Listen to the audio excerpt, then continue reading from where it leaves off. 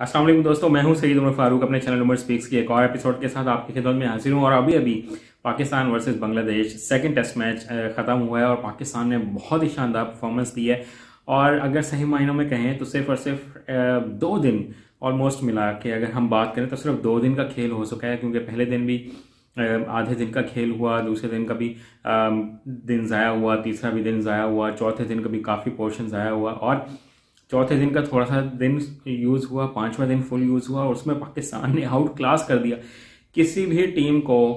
उसके home ground में, उसकी होम सॉइल पे, होम पिचेस पर 1.5 दिन के अंदर अंदर 2 दफ़ा आउट कर देना, 20 विकेटें ले लेना, बहुत ही शानदार कारकर्दगी। और आई मस्ट से कि ये जो कारकर्दगी है, ये जो कारनामा है, ये सिर्फ पाकिस्तानी बॉलिंग ही संजाम दे सकती है। और इस पूरी सीरीज का अगर हम चाहे वो T20 हो, चाहे वो टेस्ट मैचेस हों, अगर हम थोड़ा सा एनालिसिस करें तो बांग्लादेश ने शायद पाकिस्तान को भी south Africa, West Indies, Australia, England जैसी टीम, न्यूजीलैंड जैसी टीम समझा के हम इनको बिल्कुल ऐसे कब्रिस्तान की बनी हुई मट्टी, जो कब्रिस्तान की मट्टी से बनी हुई पिचेस पे खिला के, हम इनको डेड पिचेस पे खिला के जिस बाउंस से 1 फुट से ज़्यादा ना हो, हम इनको आउट क्लास कर देंगे। बट ये शायद भूले हुए थे कि पाकिस्तान भी एशिया में ही रहता है, सब कॉन्टिनेंट में ही रहता है। इस तरह की पिचेस बना के आप बहुत ज़्यादा लंबे अरसे तक सर्वाइव नहीं कर सकते हैं।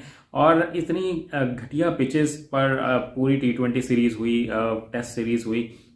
इस टेस्ट मैच में थोड़ा सा उन्होंने एक्सपेरिमेंट किया, थोड़ा सा बाउंस दिया, थोड़ा सा वेरिएबल बाउंस था, कोई बॉल बिल्कुल बैठ रहा था, कोई बाउंस भी ले रहा था। तो इस तरह के पिचेस बना के कभी भी कोई भी टीम जो है वो अपनी टीम को बना नहीं सकती, कोई मुल्क अपनी टीम को बना नहीं सकता। बांग्लादेश की अगर हम परफॉर्मेंस देखें तो उनकी टेस्ट क्रिकेट 2000 से स्टार्ट हुई थी इंडिया के अगेंस्ट, और 21-22 साल गुजरने के बावजूद भी अब तक कोई कारनामा सर अंजाम नहीं दे सके। 16 दफ़ा फॉलो ऑन हो चुके हैं सिर्फ और सिर्फ 21 सालों में। आप देखें कि इंटरनेशनली इतने टेस्ट क्रिकेट भी नहीं खेलते, फिर भी 16 दफ़ा अगर कोई टीम फॉलो ऑन हो जाती है तो ये एक लम्हा फिक्री है उनके लिए। और इस तरह की पिचेस पे उनके प्लेयर्स बनेंगे भी नहीं।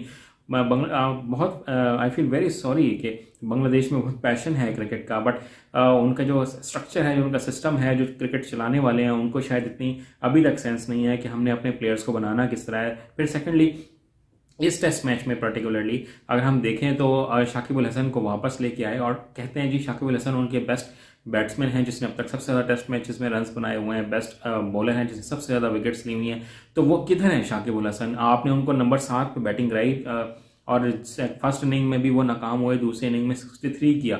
अगर जो बेस्ट बैट्समैन है, अगर वो ज़्यादा नहीं खेलेगा तो वो अपने बाकी प्लेयर्स को कैसे बनाएगा? उनको तो 1 डाउन आना चाहिए या हद 2 डाउन आना चाहिए था। अपने प्लेयर्स को साथ लेके चलते, उनको बताते हैं कि हमने इस टेस्ट मैच को कैसे आगे लेके चलना है। दूसरी इनिंग में 63 रन किए हैं, अगर ये ऊपर खेलते तो शायद सेंचुरी स्कोर कर जाते, अपनी टीम के लिए मैच पहुंचा जाते। बट अब जो भी है वो सिचुएशन बांग्लादेश के सामने है कि उनकी टीम जो है उनकी क्रिकेट किस तरफ जा रही है। But I must say hats off to Sajid Ali कि ये वो कोई बहुत आउटस्टैंडिंग स्पिनर नहीं है, सिंपल ऑफ स्पिन बॉलिंग करते हैं, कोई दूसरा नहीं है उनके पास, ना ही वो ग्राइम स्वान है, ना सकलैन मुश्ताक है। सिंपल ऑफ स्पिन करते हैं, कोई बॉल स्ट्रेटर भी फेंकते हैं, कोई कैरम बॉल भी नहीं है उनके पास, कोई मिस्ट्री डिलीवरी नहीं है।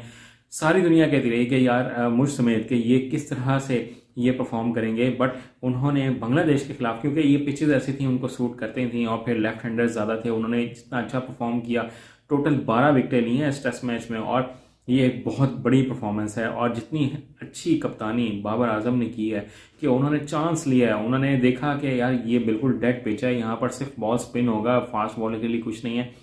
फर्स्ट इनिंग में सिर्फ 1 ओवर उन्होंने शाहीन शाह अफरीदी से करवाया और उसके बाद उन्होंने स्पिनर्स लगा दिए, 8 विकेटें ली फर्स्ट इनिंग में साजिद अली ने। सेकंड इनिंग में भी आप देखें तो उन्होंने बहुत ज़्यादा बॉलिंग करवाई स्पिनर से, 30 से ज़ायद ओवर साजिद अली ने करवाए, 20 से ज़ायद ओवर्स नोमान अली ने करवाए। फिर बाबर आजम खुद आ गए, उनको पता है कि मैं भी इस पिच पे विकेट ले सकता हूं, तो उन्होंने खुद भी विकेट लिए, आके उन्होंने खुद भी खिलाड़ी को आउट किया, मेहदी हसन को। तो आप ये देख लें कि इस तरह की पिचेस अगर होंगी, आई थिंक के आईसीसी को भी देखना चाहिए कि ऑल ओवर द वर्ल्ड, सिर्फ यहाँ नहीं, पाकिस्तान में भी बहुत इस तरह की पिचेस बनती हैं, इंडिया में भी बहुत गंदी गंदी पिचेस बनती हैं। अभी न्यूजीलैंड के साथ जो टेस्ट मैच उनका हुआ, एक दिन में, 1.5 दिन में अगर टेस्ट मैच खत्म होगा तो फिर टेस्ट क्रिकेट किस तरफ जाएगी? थोड़ा सा सपोर्टिंग विकेट्स आई थिंक होनी चाहिए और दोनों बैट्समैन को, बॉलर्स को, फास्ट बॉलर्स को, स्पिनर्स को चांस मिलना चाहिए। तो ये सीरीज तो तमाम हुई, पाकिस्तान ने इस टेस्ट चैंपियनशिप में अपने पॉइंट्स जो हैं वो मजीद ऊपर कर लिए हैं। आई थिंक अब हम पहले नंबर पे चले जाएंगे अभी, क्योंकि अभी मैच खत्म हुआ है, मैंने पॉइंट्स देखे नहीं। बट ओवरऑल बहुत अच्छी परफॉर्मेंस थी। नेक्स्ट सीरीज जो है वो वेस्ट इंडीज़ के साथ है, T20 एंड ओडीआई है, उसमें मेरे साथ ज़रूर रहिएगा। चैनल पर अगर नहीं तो चैनल को सब्सक्राइब कर लीजिएगा। अपने घर वालों का बहुत ज़्यादा ख्याल रखिएगा। अल्लाह हाफिज़।